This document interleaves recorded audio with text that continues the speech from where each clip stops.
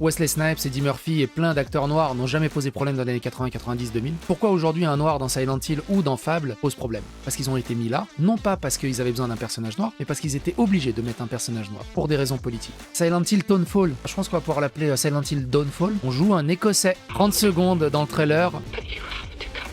Perso noir, cliché hipster à lunettes. Et il y en a qui continuent à te dire ça n'a rien à voir avec le wokisme, il y a des noirs en Écosse, c'est pas parce qu'il y a un perso noir que c'est du wokisme, tu vois le mal partout, et gna gna gna. Les gamers n'en veulent pas, les développeurs continuent. C'est un peu ce qui m'a dégoûté de Alan Wake 2. Quand ils ont remplacé Saga Anderson, qui était une norvégienne blonde hyper charismatique, par une noire qui n'avait aucun sens dans le scénario, elle explique c'est encore un de blanc. Et gna gna gna. Dans la checklist, il faut un moment qu'elle explique que les malheurs qu'elle a vécu c'est à cause des blancs. Je vous rappelle qu'elle rencontre ses grands-parents qui sont des dieux nordiques. Tout ça, c'est l'industrie du jeu vidéo un peu post-Black Lives Matter. Et comme les jeux prennent 3, 4, 5, 6 ans à développer, on se retrouve avec des merdes comme ça. Et vous avez remarqué, ils veulent de la diversité, ils mettent que des personnages noirs. Il n'y a pas d'asiatiques, de serbes, de mexicains, d'indiens, de brésiliens. Non, que des noirs.